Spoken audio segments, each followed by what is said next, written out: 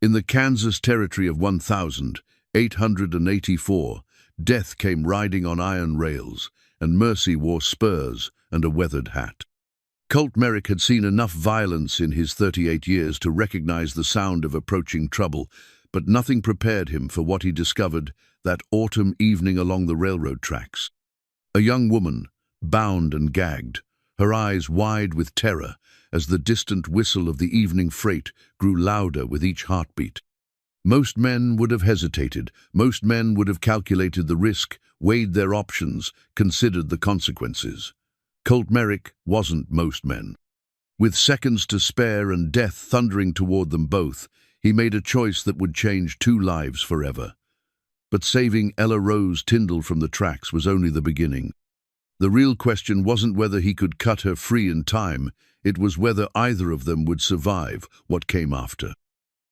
The woman's breathing had finally steadied, but her hands still trembled as she held the tin cup of coffee. 3 days had passed since Colt had cut her free from those railroad tracks, and she still hadn't spoken more than a handful of words. She sat now in the corner of his modest cabin, wrapped in one of his mother's old quilts, her dark hair falling in waves around shoulders that seemed too delicate for the harsh realities of frontier life. Name's Colt Merrick, he'd told her that first night, setting a bowl of stew beside her bed. This here's my ranch, such as it is. You're safe now. She'd looked up at him with eyes the color of storm clouds and whispered, Ella, I think my name is Ella. That was all she'd given him, and Colt wasn't the sort to press. He'd learned patience during his years as a cavalry scout, tracking Apache through desert canyons where a hasty word could mean death. A man developed a sense for when to push and when to wait, and this woman, Ella, needed time more than she needed questions. His ranch sat in a valley between 2 low hills, where Buffalo Creek meandered through cottonwoods and wild grass. It wasn't much to look at, a log cabin his father had built, a barn that needed new shingles, corrals that held a dozen head of cattle and his aging mare, Duchess. But it was honest land, worked by honest hands, and it had been home for the better part of 15 years. Colt had returned from his service in '72, carrying more scars than he cared to count, and a chest full of memories he'd rather forget. The frontier suited him vast enough that a man could lose himself in the work, quiet enough that the ghosts stayed buried. He'd made peace with solitude, or so he'd thought until he'd found her on those tracks. You don't have to tell me what happened, he said now, refilling her cup from the pot on the stove. But someone meant you harm, that's plain enough. Question is whether they think they succeeded. Ella's fingers traced the pale band of skin on her ring finger, a nervous habit he'd noticed. Whatever wedding ring had once sat there was long gone, but the memory of it lingered. I don't remember much, she said, her voice carrying the faint accent of education and refinement. There was shouting, angry voices, and then darkness. The bruises on her wrists were fading from purple to yellow, but the rope burns would scar. Someone had tied her with deliberate cruelty, tight enough to cut flesh. The thought made Colt's jaw clench, and he turned away to hide the anger that flashed across his weathered features. Doc Matthews came by yesterday while you were sleeping, he said. Good man, served as a field surgeon during the war. Says you took a blow to the head, maybe from a fall, or... He didn't finish the sentence. They both knew there were other possibilities. I remember piano music, Ella said suddenly.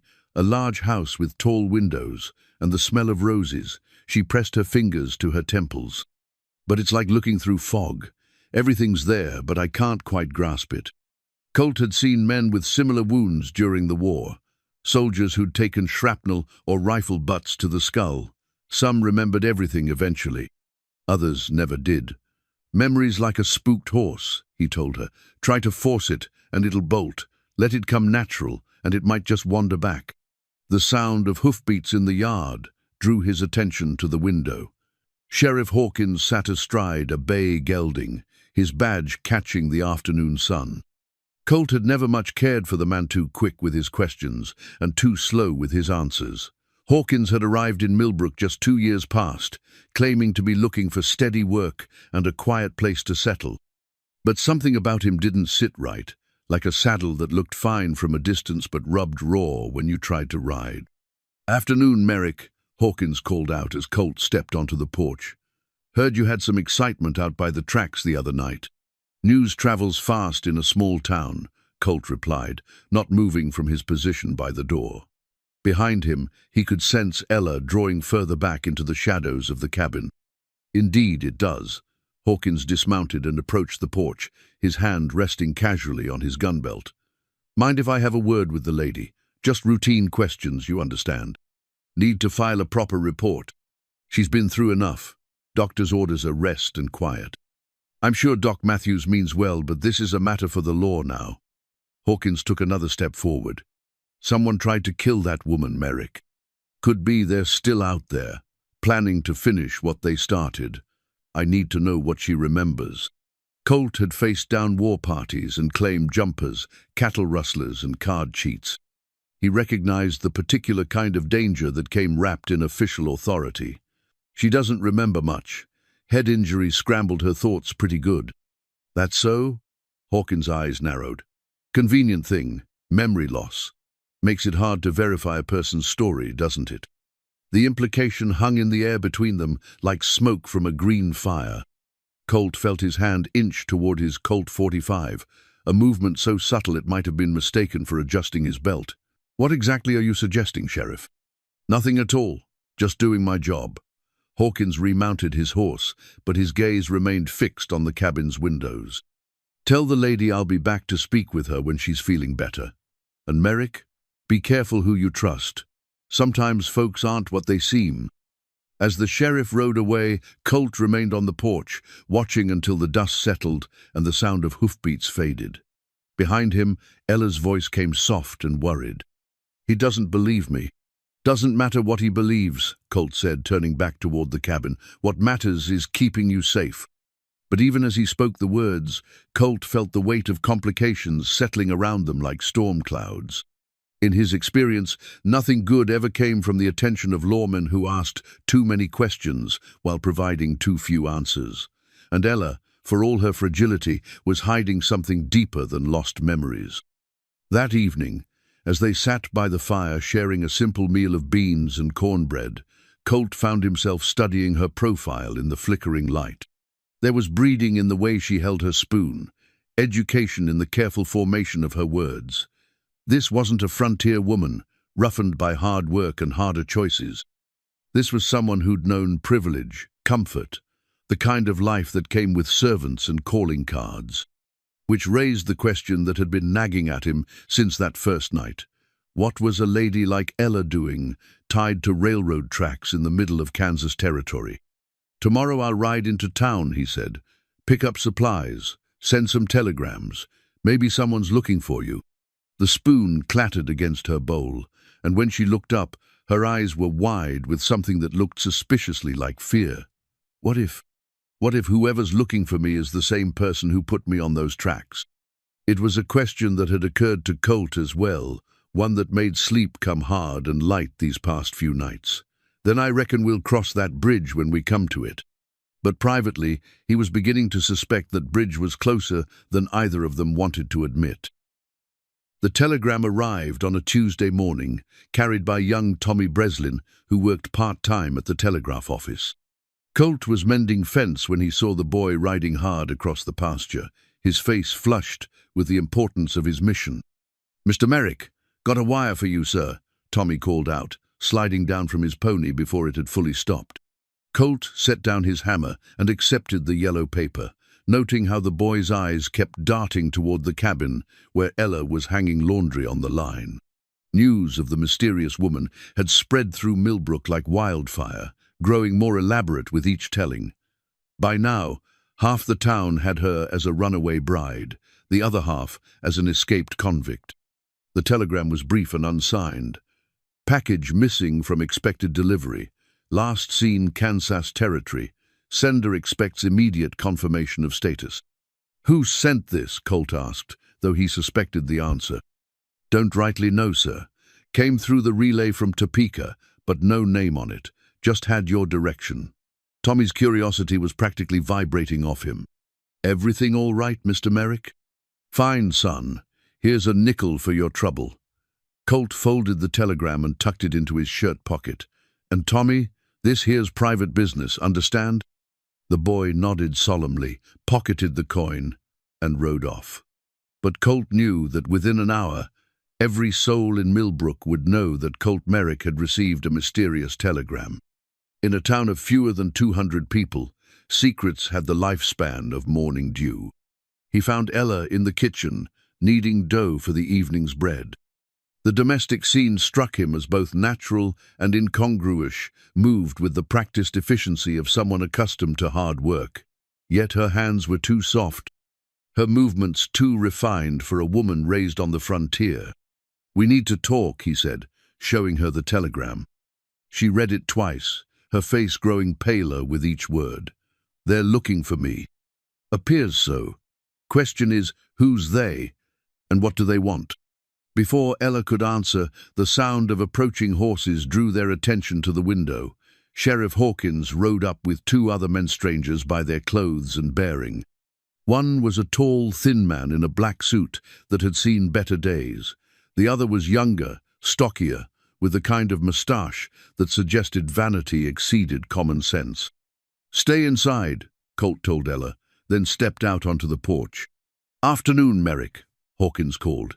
"These gentlemen are from the Pinkerton Detective Agency. They're investigating a missing person case." The tall man dismounted and approached the porch. "Detective Samuel Morrison," he said, producing a badge from his vest.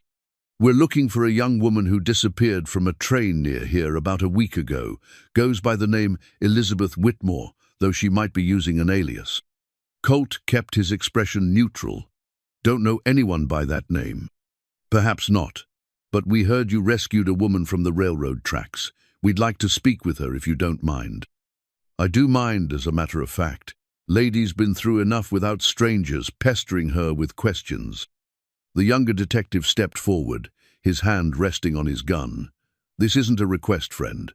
We have reason to believe this woman is connected to a serious crime." "What kind of crime?" Morrison and his partner exchanged glances. "That's not something we can discuss with civilians. But I assure you, our interest is entirely legal and proper." From inside the cabin came the sound of breaking crockery. Colt's hand moved instinctively toward his gun, but he forced himself to remain calm. Whatever was happening inside, drawing iron wouldn't help Ella's situation. "Sheriff," Morrison continued, "perhaps you could explain to Mr. Merrick here the importance of cooperating with a federal investigation." Hawkins shifted uncomfortably in his saddle. "Now, Morrison, I told you Merrick's a reasonable man. No need for threats." "No threats intended, just facts." Morrison's smile was as warm as January wind. "The woman we're looking for stole a considerable sum of money from her employer. We're here to return her to St. Louis to face charges." The lie was smooth, practiced, but Colt had heard enough lies in his time to recognize the cadence. "And if this woman you're looking for isn't the same woman I helped, then she has nothing to worry about. A simple conversation will clear everything up." Behind him, Colt heard the cabin door open. Ella stepped onto the porch, her chin raised in defiance, despite the fear he could see in her eyes. "I'll speak with them," she said quietly. "Ella, you don't have to." "Yes, I do." She moved to stand beside him, and he caught the slight tremor in her hands. "Gentlemen, I'm afraid you've wasted a trip. My name is Ella Tyndall, and I've never been to St. Louis in my life." Morrison studied her face with the intensity of a man examining a counterfeit bill. "You look remarkably similar to the woman we're seeking. Perhaps you'd be willing to accompany us to town, answer a few questions in a more official capacity." "That's not happening," Colt said flatly. "And you are?" "Her husband." The words hung in the air like smoke from a gunshot. Even Hawkins looked surprised, though he covered it quickly. Morrison's eyes narrowed. "Is that so? When did this wedding take place?" Colt felt Ella's hand brush against his, a touch so light it might have been accidental. But when he looked down, he saw her fingers intertwined with his, and the gesture felt as natural as breathing. "Yesterday," Ella said, her voice steady now. "At the church in town, Reverend Phillips performed the ceremony." It was a bold lie, one that could be easily checked, but it bought them time, and time was what they needed most. Morrison's partner leaned forward in his saddle. Mighty convenient, this sudden marriage, almost like you're trying to hide something. The only thing I'm trying to hide, Colt said, is my wife from men who ride onto my property, making accusations and threats. No threats, Mr. Merrick, just questions. Morrison remounted his horse. But since you're so protective of your bride, perhaps you won't mind if we stick around town for a few days. Make sure everything is as you say it is. After the men rode away, Colt and Ella stood in silence on the porch, her hand still in his. The weight of what they'd just committed to settled between them like a thunderclap. "We're not married," Ella said finally. "No, we're not. But if they check with Reverend Phillips, then we'd better make sure they don't have anything to check." Colt turned to face her, his expression serious. "Ella, I don't know what trouble you're running from, but those men aren't lawmen. Real Pinkertons don't threaten civilians, and they sure don't team up with sheriffs who ask too many questions." She pulled her hand free, wrapping her arms around herself. "What are you saying?" "I'm saying that whoever put you on those tracks sent those men to finish the job, and the only way to keep you safe is to make our lie into the truth." He took a deep breath. "Will you marry me, Ella Tyndall?" The proposal wasn't romantic, it wasn't even particularly kind, but it was honest, and in that moment, honesty was worth more than pretty words. "I don't even know my real name," she whispered. "Doesn't matter. What matters is the choice you make right now. Stay and fight, or run and keep running for the rest of your life." She looked out across the valley, where the afternoon sun turned the grassland golden and the wind carried the scent of approaching autumn. When she turned back to him, her eyes held a resolve that reminded him of his cavalry days, when green recruits suddenly became soldiers. "When? Tonight. Doc Matthews can witness. We'll make it legal and proper." An hour later, they stood in Doc Matthews' parlor while the old physician fumbled through his father's prayer book. The ceremony was brief, practical, witnessed by a man who'd seen enough of life to ask no questions beyond the necessary ones. "Do you, Colt Merrick, take this woman to be your lawfully wedded wife?" "I do." "And do you, Ella Tyndall, take this man to be your lawfully wedded husband?" "I do." "Then, by the power vested in me by the territory of Kansas, I pronounce you husband and wife." There was no kiss, no celebration, no wedding cake. Just two people making a pact against the darkness, sealed with vows that meant more than either of them dared admit. That night, as they lay in separate beds in his cabin high on the floor, she in his bed, as propriety demanded, Colt stared at the ceiling and wondered what he'd gotten himself into. Outside, the wind rattled the windows, and somewhere in the distance, a coyote howled at the moon. But for the first time since he'd found her on those tracks, Ella slept without crying out in her dreams, and that, Colt thought, was worth whatever came next. The first week of their marriage passed like a careful dance between strangers. Colt would wake before dawn, dress quietly in the dim light, and slip out to tend the animals while Ella still slept. By the time she emerged from the cabin, he'd have the coffee brewing and the morning chores half done. They'd share breakfast in companionable silence, then go about their separate tasks, she to the fields and fences, she to the house and garden. It was during these quiet morning hours that Colt began to notice things. The way Ella hummed French melodies while kneading bread. How her handwriting, when she made shopping lists, flowed in elegant loops that spoke of expensive tutoring. The fact that she knew exactly which herbs would ease his chronic back pain from an old cavalry wound he'd never mentioned. "Where did you learn about willow bark tea?" he asked one evening, accepting the steaming cup she offered. She paused, her brow furrowing in concentration. "I'm not sure.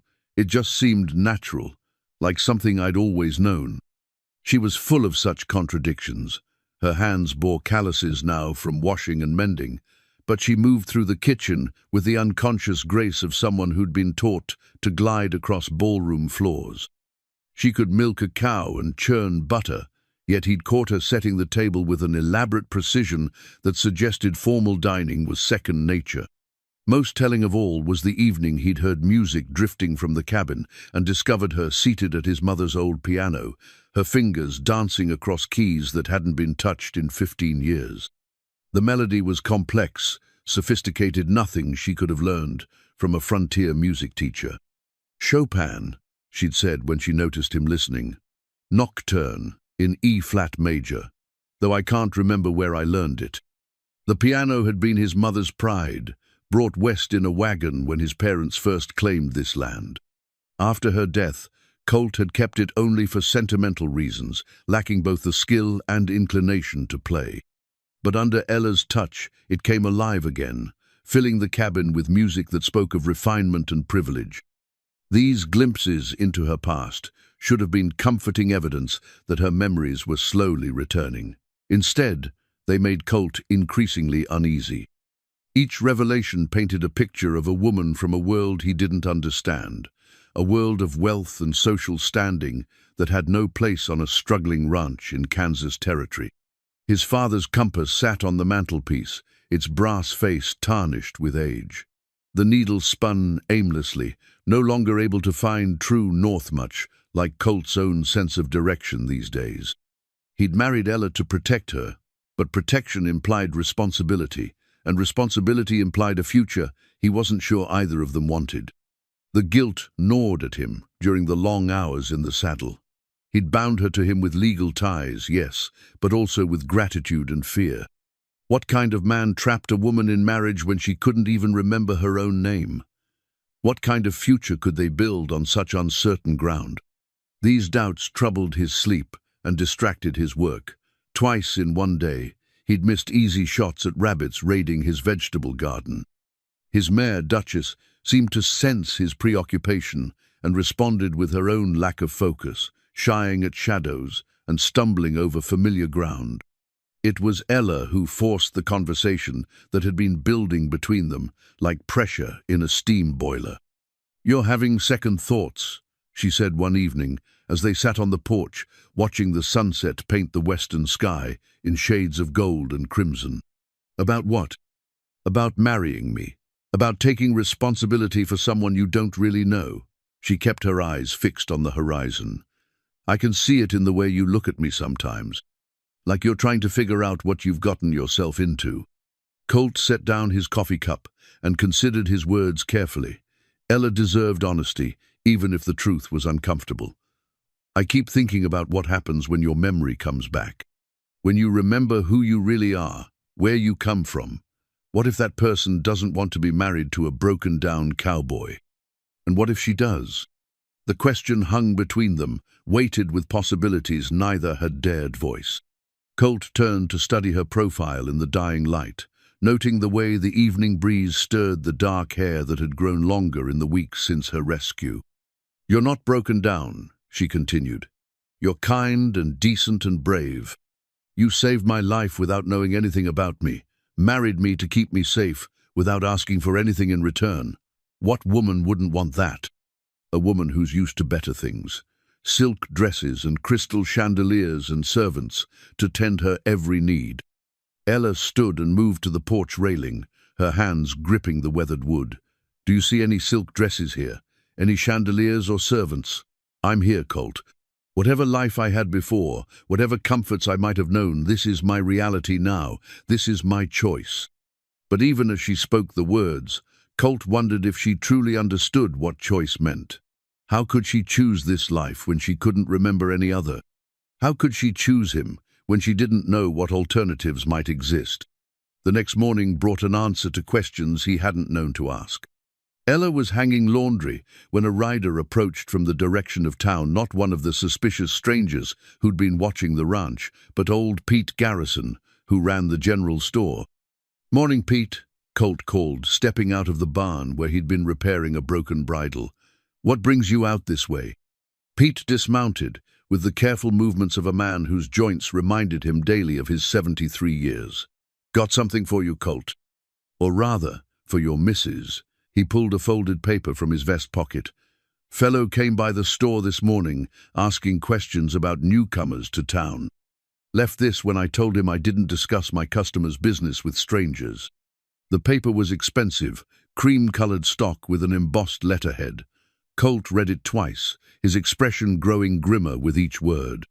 It was a missing person notice, complete with a detailed description and a photograph that could have been Ella's twin. The name listed was Elizabeth Whitmore, age 22, last seen in St. Louis. The reward offered was substantial $5,000 for information leading to her safe return. "Hell of a thing," Pete said, watching Colt's reaction. "That could be your Ella, couldn't it?" Before Colt could answer, Ella appeared at his shoulder, having approached silently across the yard. She took the notice from his hands, studied the photograph, then looked up at both men with eyes that held more sadness than surprise. "It's me," she said simply. "I remember now, not everything, but enough." Pete's weathered face creased with concern. "Child, that there notice makes it sound like folks are mighty worried about you. Maybe you ought to—" "No." Ella's voice carried a firmness that surprised them both. "Pete, I appreciate your concern, but those people aren't looking for me out of love. They're looking for me because I refuse to be sold like a piece of property." She turned to Colt, the missing person notice still clutched in her hands. "My name is Elizabeth Whitmore, and my uncle wants me back because he arranged my marriage to a man I despise. A man who hurt me when I tried to refuse." Her voice dropped to a whisper. "The night I was supposed to announce my engagement, I tried to run away instead. I remember now they caught me at the train station, drugged me, and left me on those tracks to make it look like suicide." The pieces fell into place with horrible clarity. The expensive clothes, the refined mannerisms, the mysterious attacker sit, all made sense now. Ella wasn't just a woman in trouble. She was a woman whose family had tried to murder her for defying their wishes. Pete let out a low whistle. $5,000 is a powerful lot of money, Mrs. Merrick.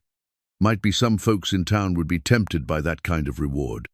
"All the more reason to keep this quiet," Colt said. "Pete, I'm trusting you to forget you ever saw this notice." The old man nodded slowly. "Reckon my memory ain't what it used to be. But Colt, you need to know that fellow who brought this around wasn't the first stranger asking questions. There's been others, and they've been asking about you too, about your past, your service record, whether you might be the type to help a fugitive." After Pete left, Colt and Ella sat at the kitchen table. The missing person notice spread between them like evidence of crimes neither had committed, but both would have to answer for. "I should leave," Ella said. "Take a horse and ride west, disappear into the territories where they can't find me." "And then what? Live like an outlaw for the rest of your life, always looking over your shoulder, never trusting anyone?" "It would keep you safe." Colt reached across the table and covered her hands with his. "Ella Elizabeth, whoever you want to be, you're my wife now. That means we face this together." But even as he spoke the words, Colt felt the weight of what they were up against. $5,000 was more money than most people in Millbrook would see in a lifetime. And if Ella's family was wealthy enough to offer that kind of reward, they were wealthy enough to buy whatever help they needed to get her back. That night, as they prepared for bed in their usual careful arrangement on the floor, she in the bed, Ella broke the silence that had fallen between them. "Colt, what if they're right? What if I am just a spoiled rich girl who doesn't know how to face her responsibilities?" He looked up from his bedroll to find her watching him in the lamplight, her expression vulnerable in a way that made his chest tight. "Then I reckon that spoiled rich girl learned to milk cows and mend fences pretty quick, and she married a cowboy instead of running home to her uncle's money." He settled back onto his makeshift bed. "Seems to me like you know exactly how to face your responsibilities. Question is whether you want to." Her answer came so softly, he almost missed it. "I want to stay." But outside, the wind was picking up, and somewhere in its howling, Colt could hear the sound of approaching trouble. The locket was discovered quite by accident. Ella had been mending a tear in her dress, the same garment she'd worn when Colt found her, on the tracks when her needle caught on something hidden in the lining. What emerged was a small silver locket, tarnished with age and sewn so carefully into the fabric that it might have remained hidden forever. Her hands trembled as she worked the catch open. Inside, a photograph no larger than a silver dollar showed a stern-looking man in his 50s, his grey beard meticulously groomed, and his eyes holding the kind of cold authority that came with wealth and power. Beside him sat a young girl, perhaps 8 years old, with dark hair and solemn eyes that were unmistakably Ella's own. "My father," she whispered, though the memory felt more like a dream half-remembered. "And that's me." Colt set down the harness he'd been oiling and moved to examine the photograph.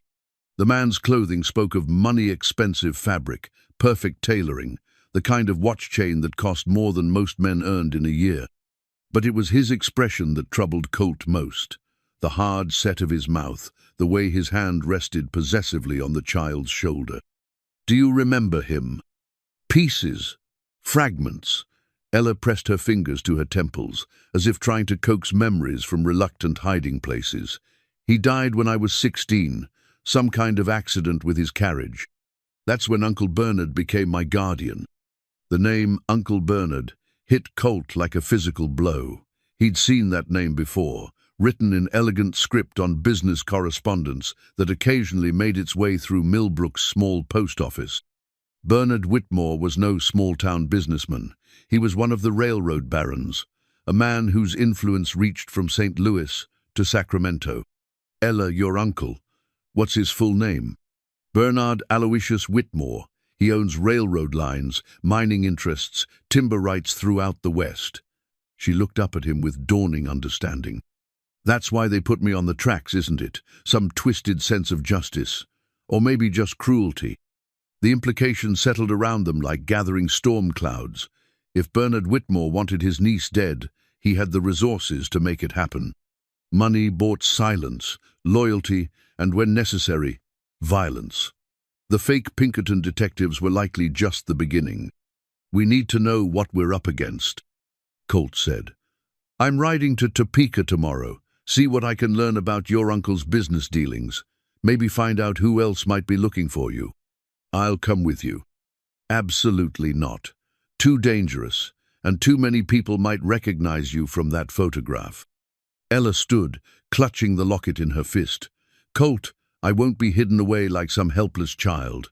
If we're going to fight this, I need to know what I'm fighting." Before he could argue, she moved to the corner where she kept her few possessions and pulled out a leather-bound journal. The cover was scorched, as if it had been pulled from a fire, and several pages were missing. But what remained was written in her own careful handwriting.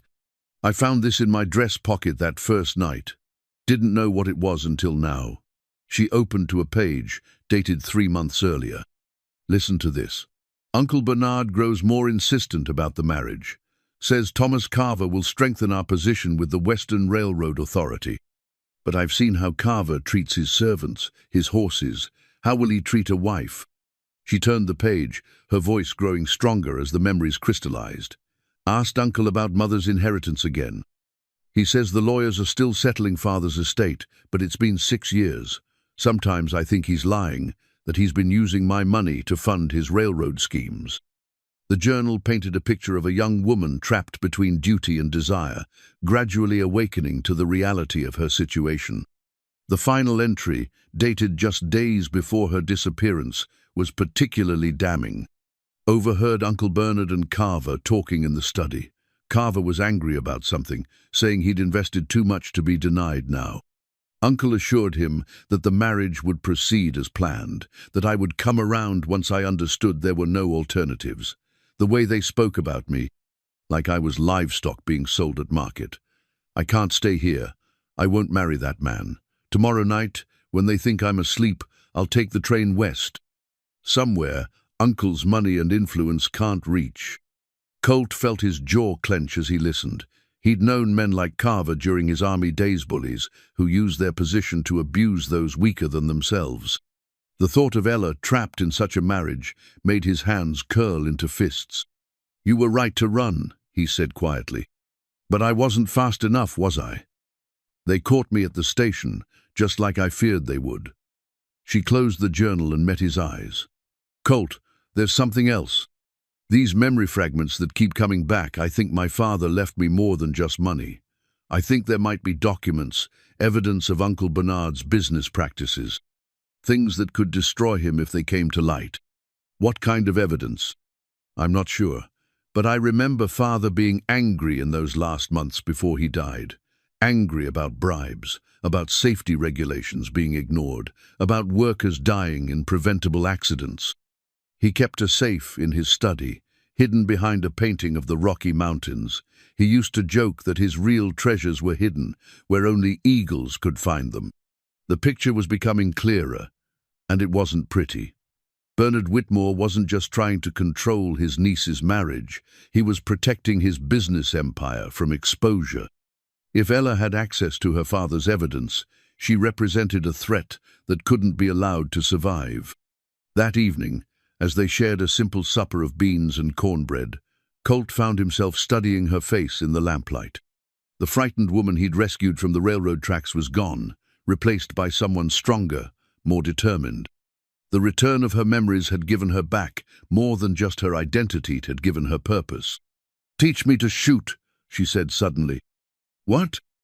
"You heard me. If we're going to face down Uncle Bernard and his hired men, I need to be able to defend myself. I won't be a burden, Colt. I won't be the helpless woman who needs rescuing." He wanted to argue, to tell her that protection was his responsibility. But something in her expression reminded him of green cavalry recruits who'd arrived at frontier posts looking like boys and left looking like soldiers. Courage, he'd learned, wasn't the absence of fear, it was action despite fear. "All right, but we do this proper, safely, no heroics, no showing off." The next morning, he set up a target, an old can balanced on a fence post, and placed his spare Colt .45 in her hands.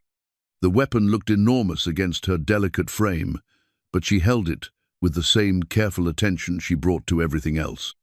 "It's going to kick," he warned, "and it's going to be loud. Are you ready?" She nodded, raised the gun with both hands, and squeezed the trigger. The shot went wide, as first shots usually did, but she didn't flinch or drop the weapon. Instead, she looked at him expectantly. Again? By the end of the hour, she was hitting the target more often than not. Not with any great accuracy, but well enough to make a difference if it came down to violence. More importantly, she'd faced down her fear and emerged stronger for it. That afternoon, while Ella practiced her letters at the kitchen table working through one of his father's old books to improve her penmanship, Colt rode the property line, checking fences and looking for signs of unwanted visitors. It was during this patrol that he found the first note. It was pinned to a tree near the main road, written on the same expensive paper as the missing person notice. The message was brief and unsigned. "The offer stands. Return what was taken, and no harm will come to you. Refuse, and face the consequences."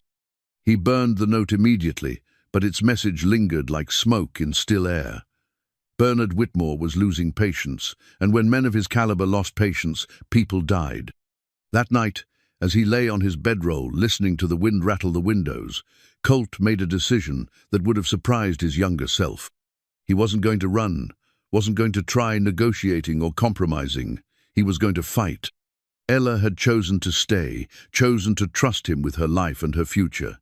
That trust was worth more than his safety, more than his peace of mind, more than the quiet life he'd built in this valley. She'd asked him to teach her to shoot, and he would. But more than that, he'd teach her everything he knew about survival, about fighting against overwhelming odds, about finding strength in desperate circumstances. Because before this was over, they were going to need every advantage they could get. The second note arrived, 3 days later, this one nailed to his front door while they slept. But by then, Colt and Ella were no longer the same people who'd exchanged hasty vows in Doc Matthews' parlor. They were partners now, bound together by something stronger than legal documents or desperate circumstances. They were bound by choice, and choice, Colt had learned, was the most powerful weapon of all. Colt's suspicions about Sheriff Hawkins crystallized on a Thursday morning when he found the man rummaging through his saddlebags at the general store. The sheriff straightened quickly when he noticed Colt watching, his hand moving instinctively toward his gun before he caught himself. "Morning, Merrick. Just checking to make sure nobody's been tampering with your gear. Can't be too careful these days, what with all the strangers in town." "Appreciate the concern," Colt replied evenly, though his eyes never left Hawkins' face. "Find anything interesting?" "Nothing at all. Clean as a whistle." But the sheriff's smile didn't reach his eyes, and there was a thin sheen of sweat on his forehead, despite the cool autumn air. After Hawkins left, Pete Garrison emerged from behind the counter, shaking his head. "That man's been nosing around here for the better part of an hour, asking questions about your purchases, your habits, how often you come to town. Even wanted to know if you'd been sending any telegrams." "What did you tell him?" "Nothing, of course. But Colt, something ain't right about that badge he wears. I've seen a lot of lawmen in my day, and Hawkins doesn't carry himself like one. Too nervous, too quick to reach for his gun. Real sheriffs learn to talk their way out of trouble before they start shooting." That evening, Colt shared Pete's observations with Ella as they worked together in the barn, she holding nails while he repaired a loose board in Duchess's stall. The routine domestic task felt both natural and strange natural because they'd fallen into such easy companionship, strange because it reminded him how much his life had changed in just a few weeks. "I've been thinking about Sheriff Hawkins too," Ella said, handing him another nail. "The day he came to question me, he knew things he shouldn't have known. Details about my clothing, about the condition I was in when you found me. How would he know those things unless someone had described them to him?" Colt paused in his hammering. "Someone who was there when it happened, or someone who gave the orders." She moved to stroke Duchess's neck, the old mare responding to her touch with gentle wickers. "Uncle Bernard has always been good at buying loyalty. He probably offered Hawkins more money than he'd ever seen to keep watch over this area." The implications were troubling. If Hawkins was reporting their movements, their conversations, their daily routines, then Bernard Whitmore knew exactly where to find them when he decided to act. They were living under surveillance, their every move being catalogued and reported. "We need to know how deep this goes," Colt said. "Who else might be on your uncle's payroll?"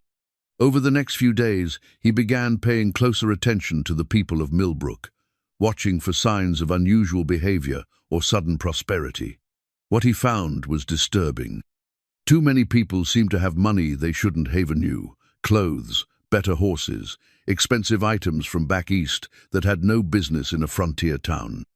The pattern became clear when he overheard a conversation between two ranch hands at the saloon. They were discussing the generous payment they'd received for keeping an eye on things and reporting anything unusual to Sheriff Hawkins. The man paying them, they said, was interested in the safety and security of all newcomers to the area. But it was Doc Matthews who provided the most damning evidence. The old physician sought Colt out on a Sunday afternoon, his usual jovial demeanor replaced by grim concern. "I need to show you something," he said, leading Colt to his medical bag. From it, he withdrew a small drawer that Colt had never noticed before. Inside were 3 sheriff's badges, each from a different territory, along with a collection of business cards and correspondence. "I found these in Hawkins' room when I went to treat him for a fever last week. He was delirious, talking about Mr. Bernard and finishing the job and making sure the girl doesn't reach St. Louis alive." Doc Matthews closed the drawer carefully. "Colt, that man isn't a sheriff. He's a hired killer with a collection of stolen badges." The revelation hit Colt like a physical blow. They'd been living under the protection of a man whose job was to ensure their deaths. Every time they'd trusted Hawkins with information, every time they'd allowed him onto their property, they'd been handing their enemies the tools of their destruction. "There's more," Doc Matthews continued. "Those Pinkerton detectives who came through last week. They're staying at the boarding house, but they're not asking the kinds of questions real investigators would ask. They're more interested in your daily routines than in finding evidence of crimes."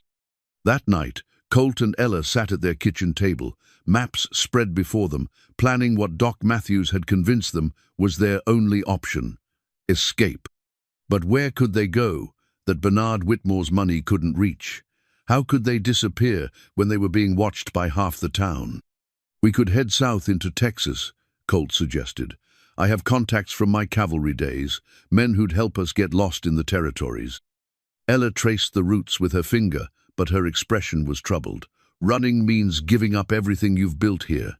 Your ranch, your home, your life. It means Uncle Bernard wins. Staying means dying. Does it? She looked up at him with the kind of determination he'd seen in soldiers before desperate battles. What if we turned the tables? What if instead of running from the fight, we brought it to them? Before he could ask what she meant, the sound of approaching horses drew their attention to the window. 4 riders were coming up the valley road, moving with the deliberate pace of men who knew their quarry had nowhere to run. "Blow out the lamp," Colt whispered, reaching for his rifle. They sat in darkness, watching through the curtains as the riders approached. In the moonlight, Colt could make out Sheriff Hawkins leading the group, along with the 2 fake Pinkerton detectives and a 4th man he didn't recognize, a tall, thin figure in expensive clothes who carried himself with the arrogance of wealth and power. The riders stopped just outside the cabin's front yard, close enough for conversation, but far enough to avoid rifle fire from the windows. It was a tactical arrangement that spoke of military training or extensive experience with violence. "Merrick," Hawkins called out, "we know you're in there. Come out and bring the woman. Time for talking is over." Colt felt Ella's hand close over his arm, her grip surprisingly steady. In the dim light filtering through the windows, he could see her face set in lines of quiet resolve. "What do you want?" Colt called back, though he already knew the answer. "Justice," said a new voice, cultured, educated, carrying the unmistakable accent of wealth and privilege. "My niece has caused considerable trouble, Mr. Merrick. She needs to come home and face the consequences of her actions." Bernard Whitmore. Ella's uncle had come personally to collect his wayward niece, which meant the stakes were higher than Colt had imagined. Men like Whitmore didn't travel to frontier settlements unless the matter was too important to delegate. "She's not going anywhere," Colt replied. "I'm afraid that's not your decision to make. Elizabeth is my ward, my responsibility. This sham marriage has no legal standing. She's not of sound mind to consent to such arrangements." Ella's grip on his arm tightened, but when she spoke, her voice carried clearly through the thin cabin walls. "I'm perfectly sound of mind, Uncle Bernard. Sound enough to remember what you and Thomas Carver planned for me. Sound enough to know that you tried to have me killed." A long silence followed her words. When Bernard Whitmore spoke again, his voice had lost its veneer of civilized concern. "You always were too clever for your own good, Elizabeth. But cleverness won't save you now. Come out, and your husband lives. Force us to come in after you, and I can't guarantee his safety."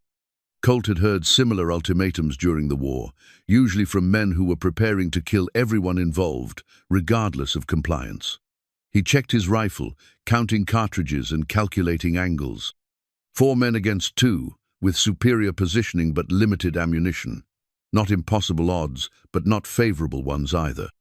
"What do you want to do?" he whispered to Ella. Her answer surprised him. "I want to end this. Tonight, one way or another." She moved toward the door, but Colt caught her arm. "Ella, you can't trust him. Men like your uncle don't honor bargains with people they consider beneath them." "I know, but I also know something he doesn't." She turned to face him in the darkness, and even without clear light, he could see the smile on her face, fierce, determined, and more than a little dangerous. "I know where my father hid his evidence about Uncle Bernard's crimes, and I know how to use it." Outside, the waiting men were growing impatient. Horses stamped and snorted, leather creaked as riders shifted in their saddles. Time was running short, and decisions made in the next few minutes would determine whether they lived to see another sunrise. "Whatever we're going to do," Colt said quietly, "we do it together." Ella nodded, then moved to the window facing the back of the cabin. "There's something I need to retrieve from the barn. Something I hid there after I found my father's compass in your things." "What compass?" "The one on your mantelpiece. It belonged to my father. Is recognized the inscription, which means Uncle Bernard didn't just steal my inheritance. He stole everything, including the tools my father left behind to expose his crimes." The pieces clicked into place with startling clarity. The compass that couldn't find true north, The tarnished brass that spoke of age and careful handling it wasn't broken. It was designed to point towards something other than magnetic north, something hidden. Elizabeth! Bernard Whitmore's voice cut through the night air, sharp with impatience. I'm done playing games. You have 30 seconds to come out, or we're coming in. 30 seconds to make a choice that would define the rest of their lives, however long those lives might be. The discovery came 3 days after Bernard Whitmore's ultimatum, when Ella was searching through the charred remains of what had once been a campfire deep in the cottonwoods near Buffalo Creek. The fake Pinkerton detectives had been careless, assuming their temporary camp was far enough from the ranch to avoid detection. They hadn't counted on a woman who'd learned to track game through necessity, and a man who'd spent years hunting Apache through terrain far more challenging than Kansas grassland. The leather journal was partially burned, its edges blackened and several pages reduced to ash. But enough remained to tell a story that made Ella's hands shake as she read her own handwriting entries she'd forgotten making, plans she'd forgotten forming, fears she'd been forced to relive. "Listen to this," she whispered to Colt as they crouched beside the cold fire ring. "Uncle Bernard grows more violent when questioned about Father's affairs. Today he struck me for asking about the missing mining contracts. Says I'm becoming too much like Father, too suspicious, too willing to question authority. Sometimes I think he's glad Father is dead." She turned the page carefully, mindful of the brittle edges. And this, found Father's real will hidden in his desk. Not the one Uncle Bernard showed the lawyers, but the original. Father left everything to Minot, just money, but controlling interest in 3 railroad lines and evidence of safety violations that Uncle Bernard covered up. Workers died because of his negligence, and Father was going to expose him. The implications hit Colt like a cavalry charge. They weren't just dealing with a family dispute over an unwanted marriage. They were dealing with murder, fraud, and industrial negligence on a massive scale. Bernard Whitmore hadn't just tried to kill his niece to control her inheritance.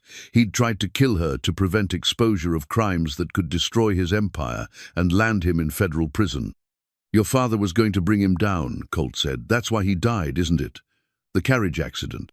"I'm starting to think it wasn't an accident." Ella's voice was barely audible. "Father was careful, methodical. He wouldn't have taken risks with a spooked horse or loose wheel. But Uncle Bernard has always been good at arranging convenient accidents." They spent the morning reading through the surviving pages, piecing together a picture of systematic corruption that reached from St. Louis railroad yards to territorial legislatures. Bernard Whitmore had bribed officials, falsified safety inspections, and covered up worker deaths to maximize profits. When his brother had threatened to expose these crimes, he'd arranged his murder. When his niece had inherited evidence of his guilt, he'd tried to kill her too. But the journal revealed something else, something that changed everything they thought they knew about their situation. "Father's compass points to justice," Ella read aloud. "He told me that the day before he died. Said if anything ever happened to him, I should follow the compass to where the eagles nest. At first I thought he meant the mountains, but now I think he meant something closer to home. Something hidden where only family could find it." Colt thought about the compass on his mantelpiece, its needle spinning aimlessly in search of a magnetic north it could never find. "How did your father's compass end up in my cabin?" "I've been thinking about that. Father traveled these territories often, negotiating railroad contracts and surveying routes. He could have known your family, could have given the compass to your father for safekeeping." She closed the journal carefully. "The question is, what was he hiding that needed such elaborate protection?" That afternoon, while Bernard Whitmore's men watched the ranch from a distance, Colt and Ella conducted their own investigation. They removed the compass from the mantelpiece and examined it closely, looking for clues they'd missed before. The inscription on the back read, "To my dear brother James May, you always find your way home. Charles Whitmore, 1863. "Your father and mine were brothers?" Colt asked. "Or close friends who considered themselves family? Frontier men often formed bonds, stronger than blood." Ella turned the compass over in her hands, studying its construction. "But look at this. The needle isn't magnetic at all. It's balanced on a pivot, but it's pointing towards something specific. They followed the compass outside, watching as the needle settled into a steady position, pointing northeast toward the rocky outcropping that dominated the eastern edge of Colt's property. He'd explored those rocks as a boy, finding nothing more interesting than hawk nests and wind-carved caves. But he'd never looked with the systematic thoroughness of a man searching for hidden treasure. The climb took them an hour, moving carefully to avoid detection by the watchers below. The compass grew more precise as they climbed, its needle finally settling on a narrow crevice, barely wide enough for a man to squeeze through. Inside, the cave opened into a natural chamber, large enough to stand upright, its walls marked with old torch soot and the remnants of wooden shelving. What they found there exceeded Ella's wildest hopes and Colt's darkest fears. Charles Whitmore had been thorough in his documentation.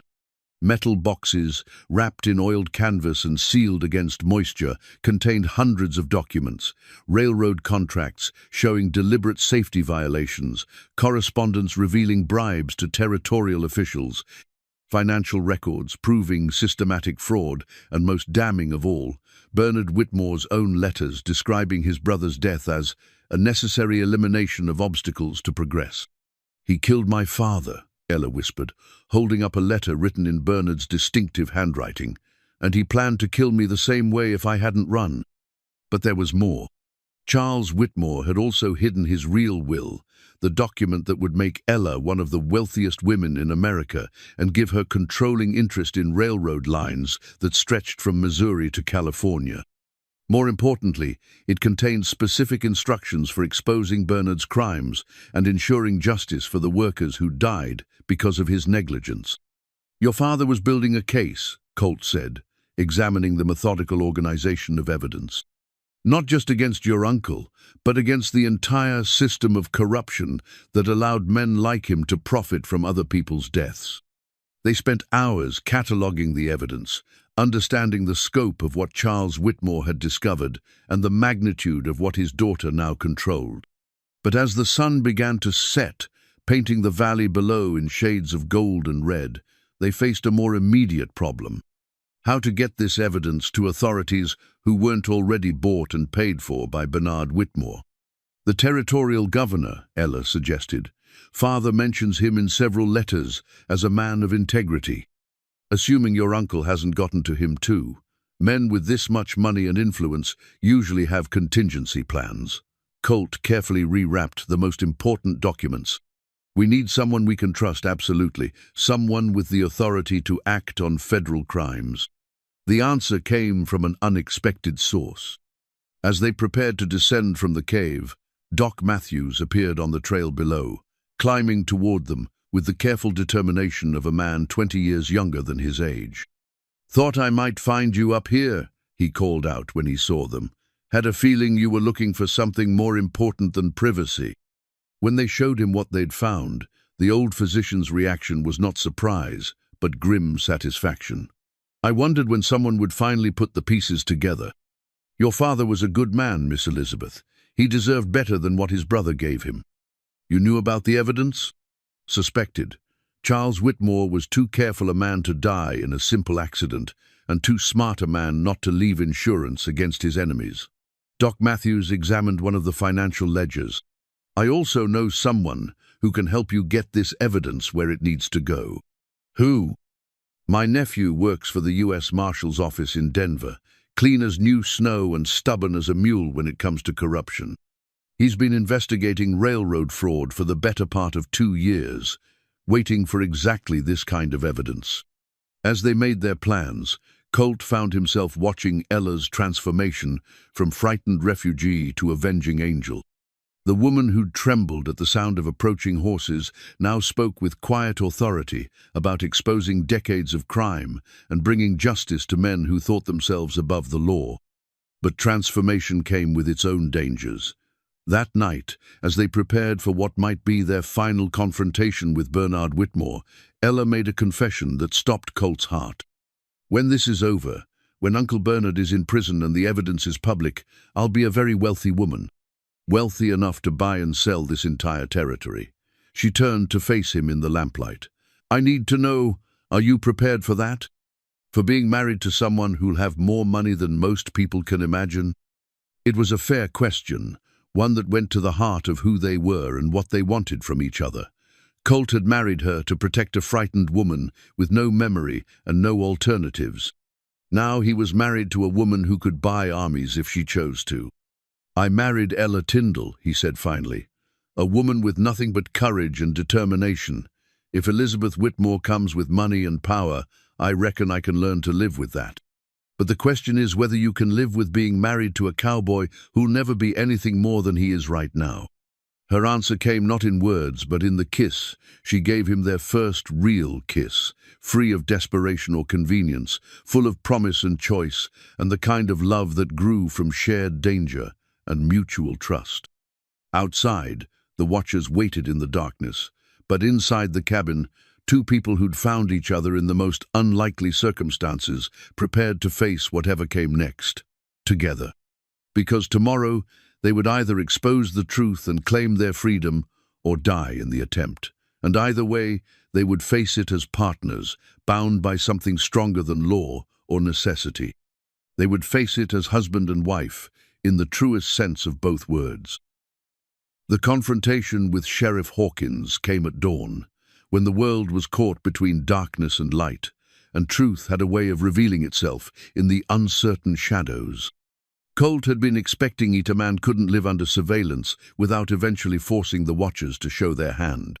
What he hadn't expected was to find Hawkins alone, sitting on the front porch of the cabin as if he owned the place, drinking coffee from Ella's best china cup. "Morning, Merrick. Mind if I finish this? Your wife makes excellent coffee." Colt's hand moved instinctively toward his gun, but Hawkins held up his free hand in a gesture of peace. "Easy there, cowboy. If I wanted you dead, you'd have woken up in the next world. We need to talk." "Where's Ella?" "Safe, inside, making breakfast like a proper frontier wife. Though I suspect she's got one of your spare pistols within easy reach." Hawkins took another sip of coffee, his movements deliberate and unhurried. "Relax, Merrick. I'm not here to arrest anyone. Hell, I'm not even here as a sheriff." "Then what are you?" "A man with a problem. Same problem you've got, actually." Hawkins reached into his vest and withdrew an ornate business card, its edges embossed with gold lettering.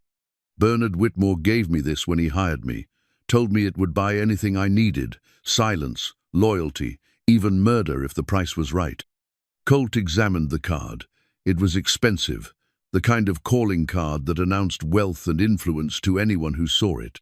But what caught his attention was the small notation in the corner, B.A.W., property of the Western Railroad Authority. "Bernard Aloysius Whitmore," Hawkins explained. "Your wife's loving uncle. Only problem is, he's not quite as loving as he pretends to be.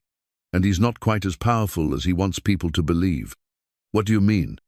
"I mean the man who hired me to kill Elizabeth Whitmore is about to be destroyed by his own greed.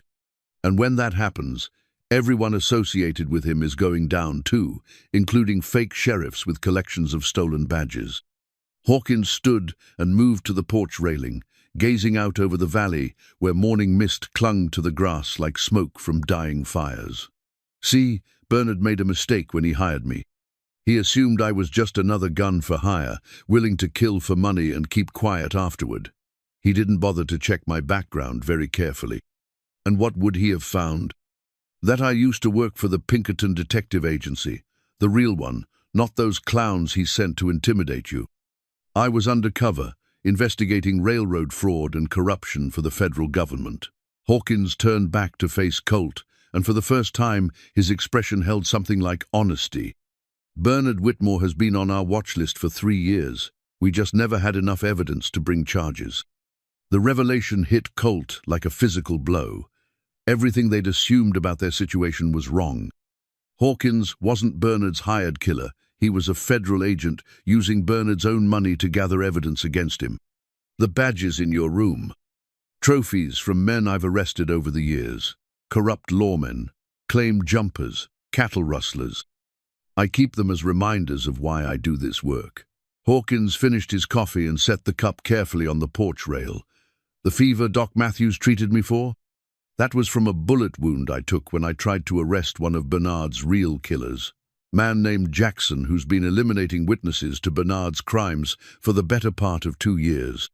If you're a federal agent, why didn't you identify yourself sooner? Because I needed to see how far Bernard would go, how many crimes he'd commit, how many people he'd try to kill to protect his secrets.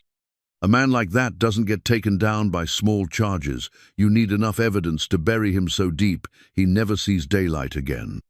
Before Colt could respond, Ella appeared in the doorway, a cup of coffee in one hand, and indeed, as Hawkins had suspected, a pistol in the other.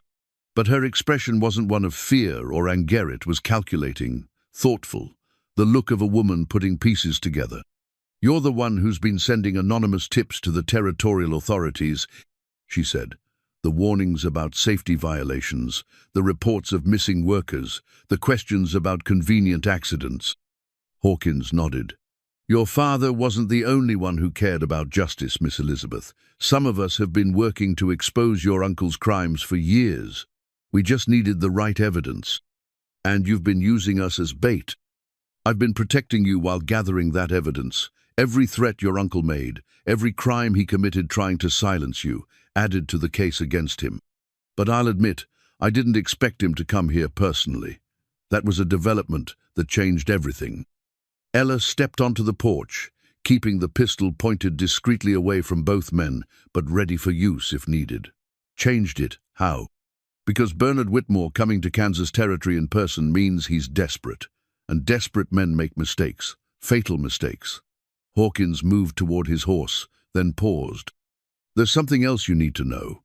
Those documents you found in the cave, they're not the only evidence your father left behind." "What do you mean?" "Charles Whitmore was working with federal investigators before he died. He didn't just hide evidence. She sent copies to people he trusted, people who would act on it if something happened to him." Hawkins mounted his horse, then looked down at them both. "The wheels of justice turn slowly, but they do turn, and they're about to crush Bernard Whitmore." After Hawkins rode away, Colt and Ella sat in silence on the porch, trying to process what they'd learned. Everything they'd believed about their situation had been turned upside down. They weren't alone and unprotected. They were part of a larger investigation that had been building for years. "Do you believe him?" Ella asked finally. "I think so. It explains a lot of things that didn't make sense before. Why he never pressed harder to take you into custody, why he seemed to know more about your uncle's business than a small-town sheriff should. But it also means we've been playing a game without knowing the rules. Uncle Bernard, the fake detectives, even this whole marriage, it's all been part of something bigger." Colt reached for her hand, finding comfort in the solid reality of her touch. "Does that change how you feel about it, about us?" "No. If anything, it makes me more certain." She turned to face him, her eyes clear and determined. "Whatever game Uncle Bernard thinks he's playing, whatever trap he thinks he's set, I'm not running anymore. I'm not hiding. I want to end this. Even if it means facing him directly. Especially if it means facing him directly. I have something he wants the evidence Father left behind. And he has something I want answers about how Father really died, and justice for all the people who died because of his greed." That afternoon, they received confirmation that Hawkins had been telling the truth. Doc Matthews brought news from town that federal marshals had arrived from Denver, along with officials from the territorial government and representatives of the Western Railroad Authority. Bernard Whitmore's empire was under investigation, and warrants were being prepared for his arrest. But Bernard himself had vanished from the hotel where he'd been staying, along with his hired men. The fake Pinkerton detectives were gone too, leaving behind rooms that had been hastily searched and abandoned. "He's running," Doc Matthews reported, "but not very far. Too much of his business is tied up in railroad properties to disappear completely. My guess is he's holed up somewhere nearby, trying to figure out how to salvage the situation. Or planning one last attempt to silence the witnesses against him," Colt said grimly. That evening, as they prepared for what seemed likely to be their final confrontation, Ella made a discovery that changed everything once again. Hidden in the compass itself, concealed in a secret compartment behind the face, was a keysmall, brass, with numbers etched into its surface. A safety deposit box, she realized. Father must have left additional evidence in a bank, somewhere Uncle Bernard couldn't reach it. The numbers on the key corresponded to a bank in Topeka, a day's ride from Millbrook. If Charles Whitmore had hidden his most damning evidence there, it would explain why Bernard had been so desperate to find and destroy any clues his brother might have left behind. "We have to get to that bank," Ella said. "Whatever Father left there, it's important enough that Uncle Bernard tried to kill both of us to prevent its discovery." "It's a trap," Colt warned. "He'll be watching the banks, waiting for you to surface. Then we give him what he's waiting for. But on our terms, not his." As night fell over the valley, they made their plans.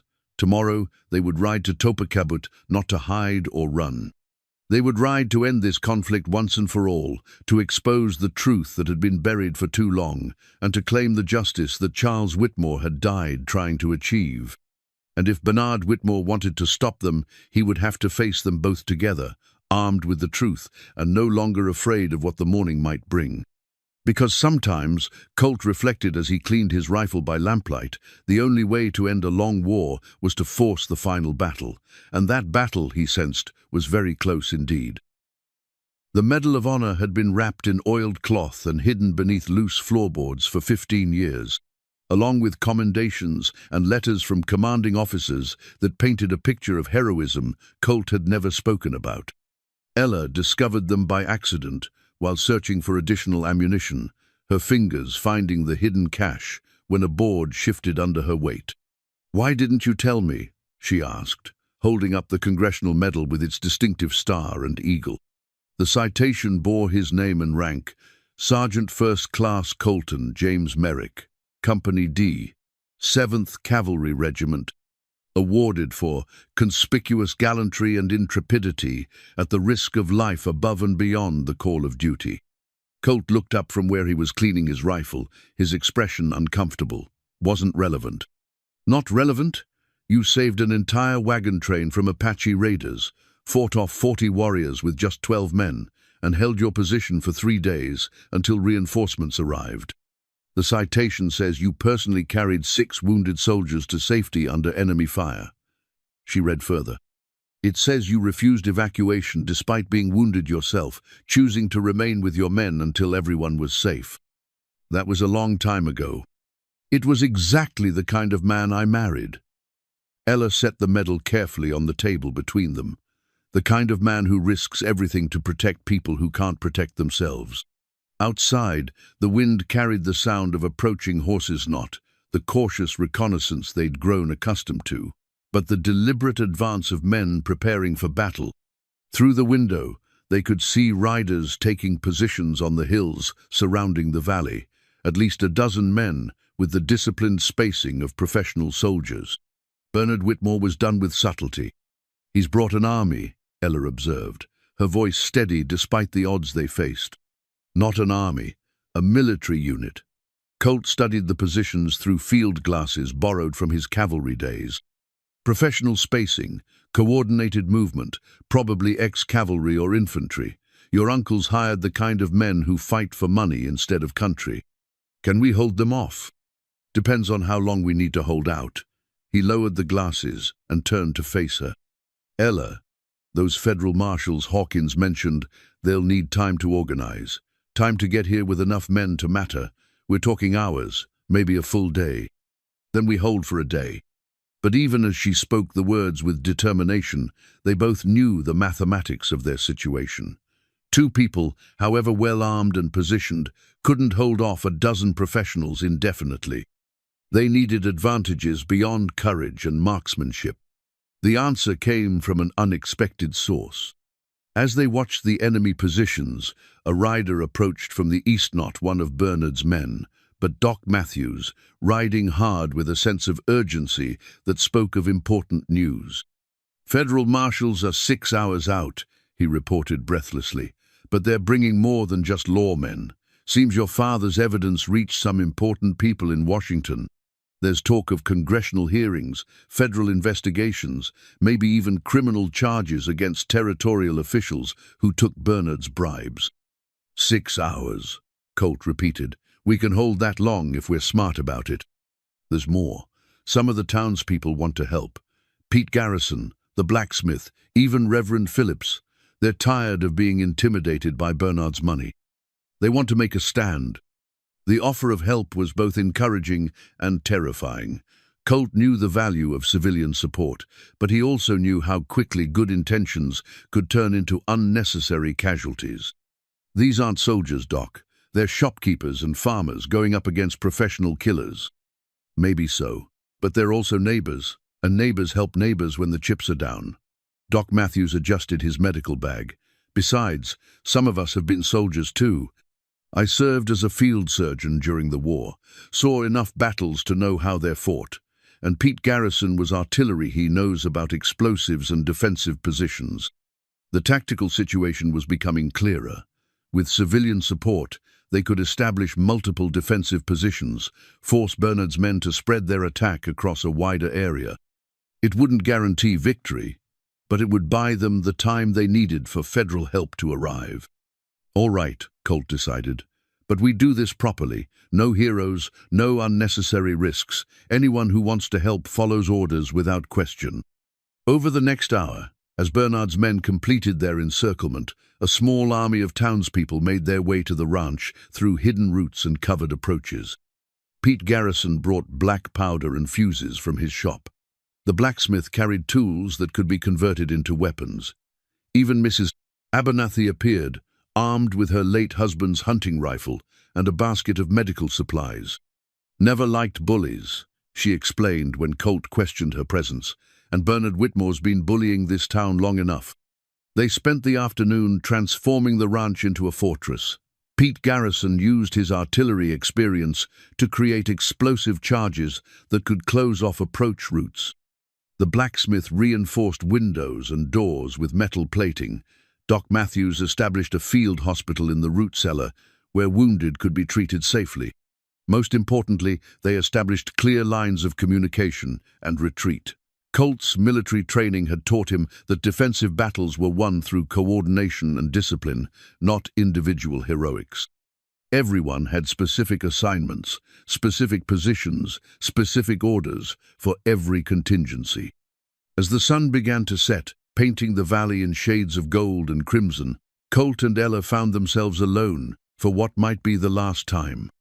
They stood on the porch where they'd shared their first real conversation, where he'd proposed their marriage of convenience, where they'd gradually discovered that convenience had deepened into something far more precious. "Whatever happens tonight," Ella said, "I want you to know that these past weeks have been the happiest of my life, not because of the danger or the excitement, but because of you, because of the life we've built together. It's not over yet. I know, but if it ends tonight, I want it to end with us together, as partners, as husband and wife, as two people who chose each other when choice was all we had." Colt pulled her close, feeling the solid reality of her presence, the steady beat of her heart against his chest. "When this is over, when we've exposed your uncle's crimes and claimed your inheritance, what then? Do we stay here, build a life on this ranch, or do you go back to St. Louis, take your place in society? I go wherever you go. This ranch, St. Louis, the territories, it doesn't matter. What matters is that we go together." Their kiss was interrupted by the sound of approaching hoofbeats. A single rider was coming up the valley road, under a white flag, Bernard Whitmore himself, riding alone to deliver what would undoubtedly be his final ultimatum. He stopped just outside rifle range, his expensive clothes and perfect posture a stark contrast to the rough frontier setting. Even at a distance, his resemblance to Ella was unmistakably the same dark hair, the same strong jawline, the same intelligent eyes. But where Ella's face showed compassion and determination, Bernard's showed only cold calculation. "Elizabeth," he called out, "I've come to offer you one last chance at reason. Return with me now, and your husband lives. Refuse, and everyone in that cabin dies tonight." Ella stepped to the edge of the porch, her voice carrying clearly across the distance. "I have a counter-offer, Uncle Bernard. Surrender now to the federal marshals who are coming to arrest you, and maybe you'll live long enough to stand trial for Father's murder." Bernard's laugh was sharp and bitter, always dramatic, just like your father. Charles thought he was so clever, hiding evidence and making secret alliances. But in the end, he died alone on a muddy road, and his precious evidence died with him. No, it didn't. Father was too smart for that. He left copies, Uncle Bernard, with people you couldn't reach, couldn't buy, couldn't kill. Federal investigators have had his evidence for years. They were just waiting for the right moment to act. For the first time, Bernard's composure cracked. His horse pranced nervously as his hands tightened on the reins. "You're lying." "Am I? Then why are federal marshals already on their way here? Why has the Western Railroad Authority frozen your assets? Why are congressional investigators preparing hearings about safety violations and worker deaths?" Ella's voice grew stronger with each word. "Father's justice is coming, Uncle Bernard. The only question is whether you'll face it with dignity or die running like a coward." Bernard wheeled his horse around, his final words carrying clearly in the evening air. "Then you'll all die tonight, every last one of you." As he rode back toward his men, Colt felt the familiar calm that had always come before battle, the clarity of purpose that separated soldiers from civilians, the acceptance that some things were worth dying for. "Ready?" he asked Ella. "Ready." Around them, their friends and neighbors took their positions. Doc Matthews checked his medical supplies one final time. Pete Garrison tested the fuses on his explosive charges. Mrs. Abernathy loaded her rifle with the practiced movements of a frontier woman who'd faced danger before. In the distance, Bernard's men began their final approach. But in the ranch house, surrounded by people who'd chosen to stand with them against overwhelming odds, Colt and Ella waited with the quiet confidence of people who'd found something worth fighting for. The battle for justice was about to begin. The attack came with the first grey light of dawn, when the world balanced on the edge between night and day. Colt had been expecting it. Professional soldiers preferred the uncertainty of half-light, when defenders couldn't distinguish friend from foe and shadows could hide advancing figures. What he hadn't expected was the disciplined coordination of Bernard's assault. They came from 3 directions simultaneously. 4 men from the north, moving through the cottonwoods along Buffalo Creek. 3 from the south, using the barn and outbuildings for cover. And 5 from the west, advancing across open ground with the steady persistence of men who'd done this kind of work before. The first shots came from Pete Garrison's position near the barn, where he'd rigged explosive charges to funnel the southern assault into a killing field. The black powder detonated with a roar that shook the valley, sending 2 of Bernard's men scrambling for cover as debris rained down around them. "First blood to us," Colt muttered, sighting down his rifle at a figure moving through the trees. His shot took the man in the shoulder, spinning him around and sending him crashing into the underbrush. From her position at the kitchen window, Ella proved that their shooting lessons had taken hold. The small derringer Colt had given her barked twice in quick succession, and one of the men advancing from the west stumbled and fell, clutching his leg. "Nice shooting," Colt called out, though his attention was already shifting to the northern approach, where muzzle flashes indicated the main assault was developing. Doc Matthews had positioned himself in the root cellar with a clear view of the rear approaches. His old cavalry carbine spoke with authority, dropping another attacker and forcing the others to seek better cover. For a 70-year-old physician, he showed remarkable skill with a rifle. The defensive plan was working. Bernard's men were being forced to advance across open ground or through prepared kill zones, taking casualties while making little progress toward the ranch house. But Colt knew this was just the opening phase. Professional soldiers would adapt, find weaknesses, coordinate their efforts more effectively. The proof came 15 minutes later when the attacks suddenly stopped. An eerie silence fell over the valley, broken only by the moaning of wounded men and the nervous whickering of horses. Colt used the lull to check ammunition and assess their situation. "Everyone all right?" he called out. "Fine here," Pete Garrison responded from the barn. "No casualties," Doc Matthews reported from the cellar. "Mrs. Abernathy?" Colt waited for an answer from the woman positioned near the front windows. "Still breathing, still shooting," came the tart reply, "though I'm down to half my ammunition." That was the problem. They were holding their positions, but at the cost of precious cartridges. Bernard's men could afford to trade ammunition for time. They had supplies and reinforcements. The defenders had only what they'd brought to the fight. The solution came from an unexpected direction. As Colt was calculating their remaining ammunition, a new sound reached his ear. Hoofbeats approaching from the east, moving fast. His first thought was that Bernard had brought additional men, but the sound was wrong. Too few horses, moving too openly. Through the morning mist, 3 riders appeared on the valley road. Federal marshals, their badges glinting in the growing light, riding toward the sound of gunfire with the determination of men who'd covered a lot of ground in very little time. "Marshals!" Ella called out, relief evident in her voice. But their arrival created a new problem. Bernard's men, seeing federal authority approaching, would know their window for completing their mission was closing rapidly. Desperate men with nothing to lose were the most dangerous opponents of all. The renewed assault proved that point. This time, there was no tactical subtlety, no careful coordination. Bernard's remaining men charged across open ground, firing as they came, more concerned with reaching their targets than with their own survival. Colt met them with the kind of disciplined rifle fire that had earned him his Medal of Honor. His first shot dropped the lead attacker, his second wounded another, his third clicked on an empty chamber.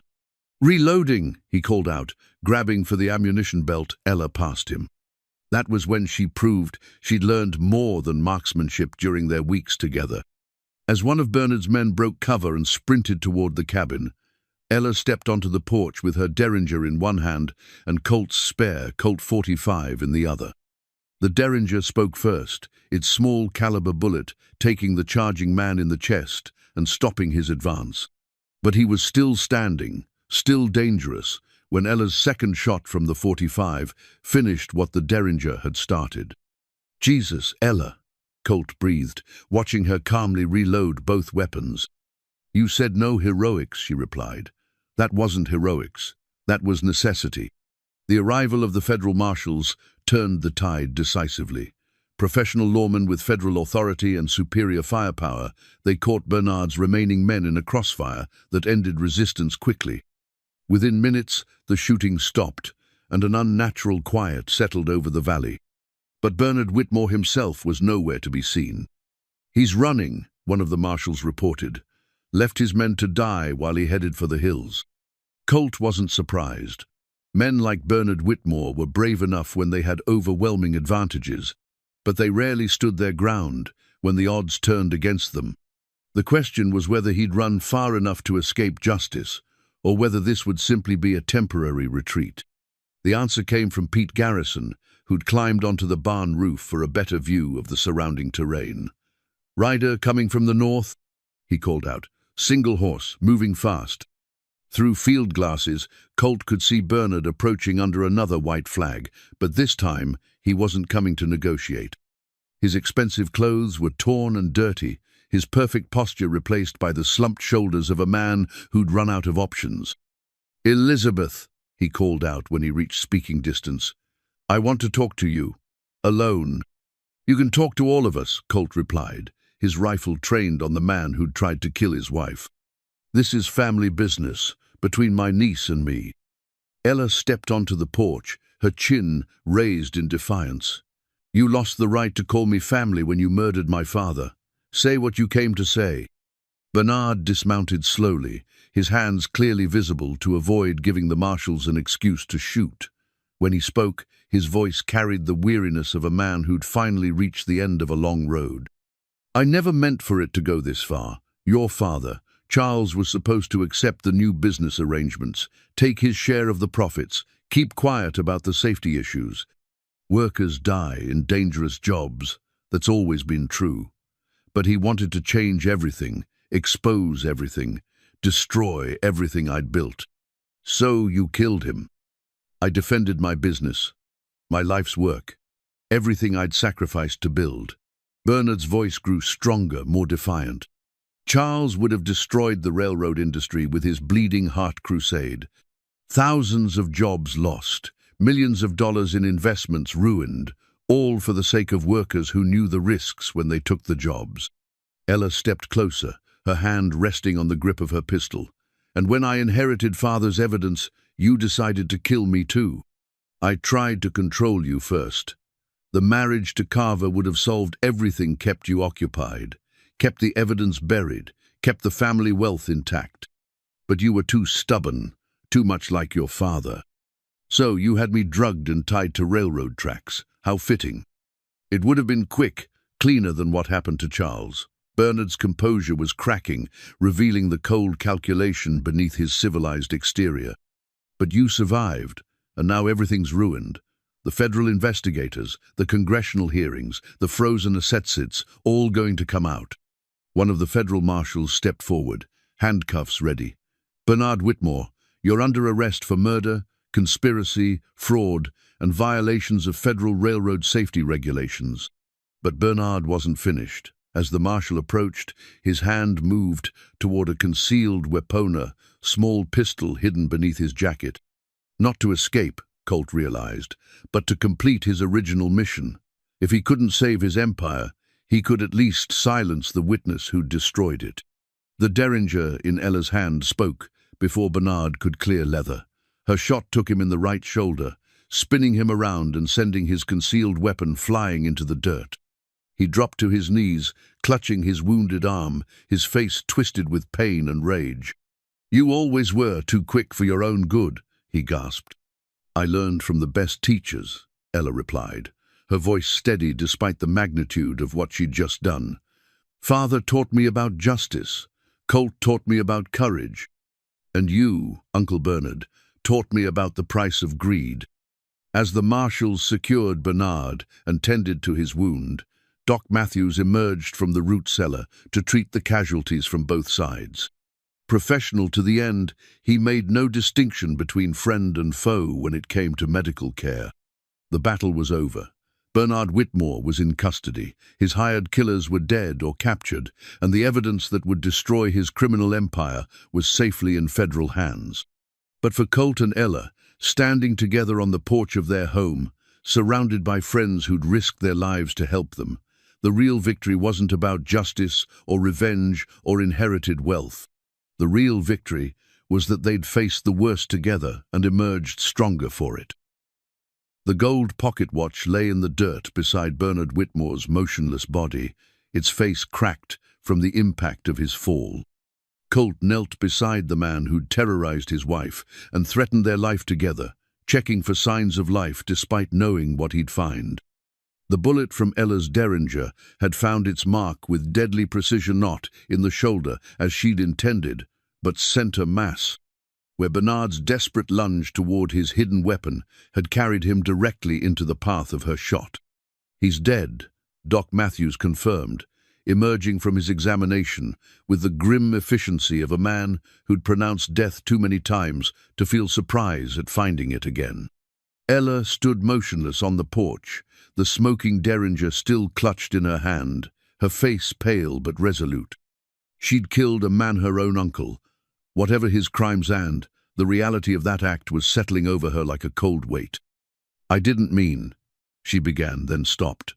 Because that wasn't true, and they all knew it. In that final moment, when Bernard had reached for his weapon with murder in his eyes, she'd aimed to kill, and her aim had been true. "He made his choice," Colt said quietly, moving to her side. "You made yours, the right one." The federal marshal who'd been preparing to arrest Bernard stood over the body, shaking his head. 30 years of investigating corruption, and I've never seen a case this personal. Usually it's about money, politics, business rivalries. But this," he gestured at the scene around them, "this was about family, destroying family." "Not family," Ella said, her voice steady now. "Uncle Bernard stopped being family the day he murdered my father. Today was just justice catching up with him." The marshal retrieved Bernard's pocket watch, noting how its hands had stopped at exactly 7:23, the moment when Elizabeth Whitmore's ordeal had finally ended. "We'll need this as evidence, along with everything else. Congressional investigators are going to want to document every detail of Bernard Whitmore's criminal enterprise." As the morning progressed, the full scope of their victory became clear. The federal marshals had brought more than just arrest warrants. They'd brought seizure orders for Bernard's assets, congressional subpoenas for his business records, and indictments for over a dozen territorial officials who'd taken his bribes. "Your father's evidence didn't just expose Bernard," one of the marshals explained to Ella. "It exposed an entire network of corruption that reaches from Missouri to California. Railroad safety violations, bribed officials, worker deaths, covered up for profit. We're talking about the largest criminal conspiracy in territorial history." The implications were staggering. Ella's inheritance, once it was untangled from Bernard's criminal enterprises, would make her one of the wealthiest women in America. More importantly, the evidence her father had gathered would lead to reforms that could prevent future tragedies: new safety regulations, federal oversight of railroad construction, compensation for the families of workers who died because of Bernard's negligence. But the personal cost had been enormous.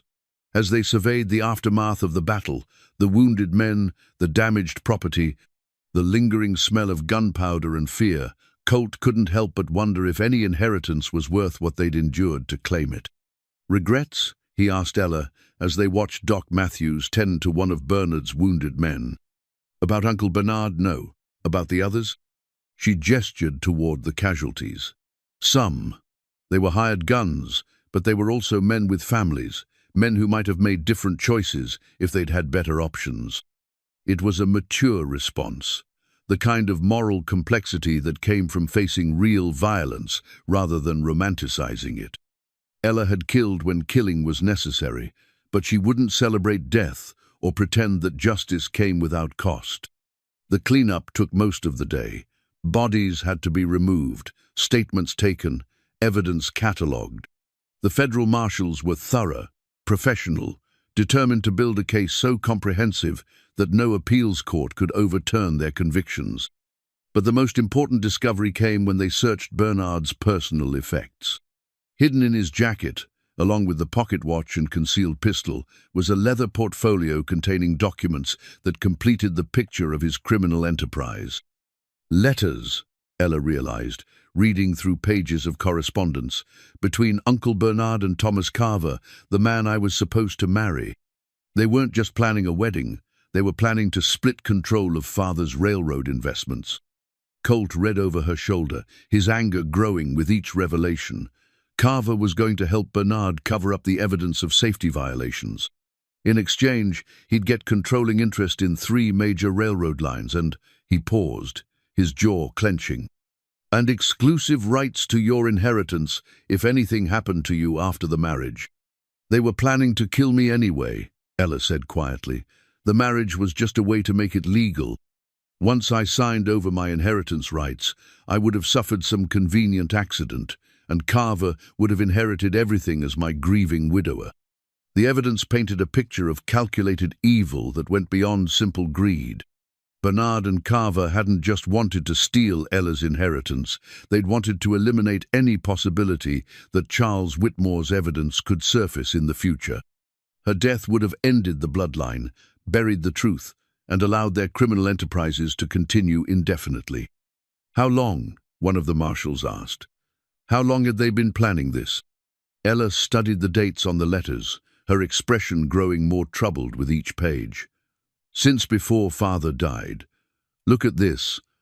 A letter from Carver, dated 2 weeks before the carriage accident, asking about removing obstacles to our mutual prosperity. And here, Uncle Bernard's response, Charles has become unreasonable about safety matters. Permanent solutions may be necessary." They'd planned her father's murder weeks in advance, waited for the right opportunity, then carried it out with the cold efficiency of a business transaction. And they'd been planning her own death just as methodically, using her grief and isolation to manipulate her into a marriage that would have ended with her destruction. As the sun began to set, casting long shadows across the valley where so much violence had taken place, the federal marshals prepared to transport their prisoners and evidence back to Denver. Justice would be served through proper legal channels now, with trials and appeals and all the machinery of civilized law. But for Colt and Ella, standing together on the porch where their strange courtship had begun, the real resolution was more personal than legal. "What happens now?" she asked, watching the last of the marshals ride away. "Now we decide what kind of life we want to build together. You're going to be very wealthy once your inheritance is settled. Wealthy enough to live anywhere, do anything, be anyone you choose to be. And what if I choose to be the wife of a Kansas rancher? What if I choose to stay here, in this valley, with you? Then I'd say you're choosing a good life. Maybe not an easy one, but a good one." "Easy was never what I wanted." She leaned against him, feeling the solid strength that had carried them both through darkness into light. "I wanted something real, something honest, something built on choice rather than obligation. You have that. We have that." As the stars began to appear in the darkening sky, they made their plans. Ella's inheritance would fund improvements to the ranch, safety equipment for workers, support for the families of men who died in Bernard's mines and railroad construction projects. Justice would take many forms: legal, financial, and moral. But the most important justice was the simple fact that they'd survived, that they'd chosen each other freely, that they'd built something good from circumstances that could have destroyed them both.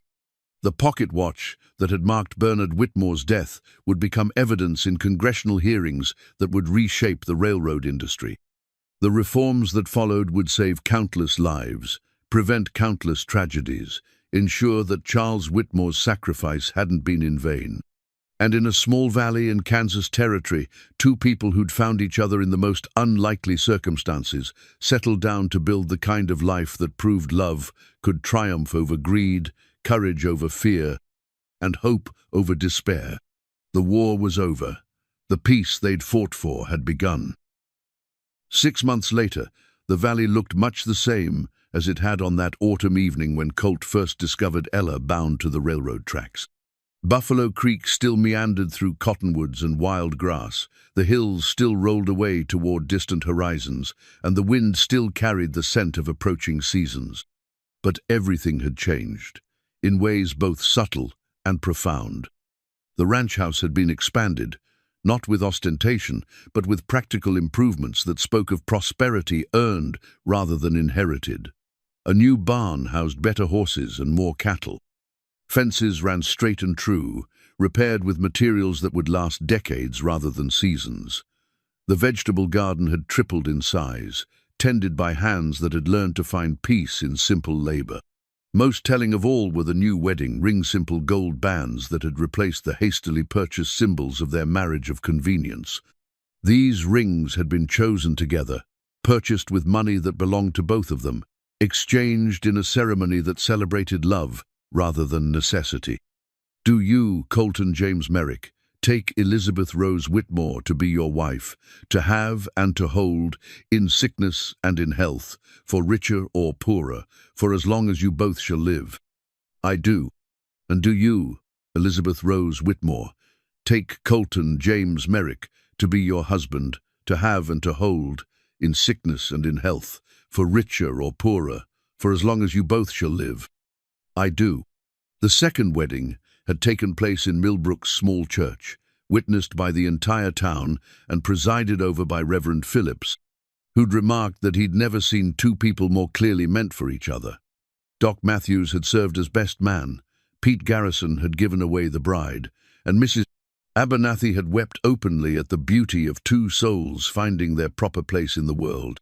But the real celebration had been quieter, more personal, the moment when Colt and Ella had stood alone in their valley, watching the sunset paint the western sky in shades of gold and crimson, and realized that they'd built something lasting from the ruins of tragedy. Ella's inheritance, once untangled from Bernard's criminal enterprises, had proven even larger than anyone had imagined. The Whitmore fortune included not just railroad investments but mining claims, timber rights, and real estate holdings that stretched from Missouri to California. She was, as the newspapers had proclaimed with breathless excitement, one of the wealthiest women in America. But wealth, they'd discovered, was a tool rather than a destination. Ella had used her inheritance to fund railroad safety improvements, establish compensation funds for workers' families, and support the congressional reforms that had emerged from her father's evidence. The changes had saved lives measurable, documented improvements in working conditions that proved Charles Whitmore's vision had been both moral and practical.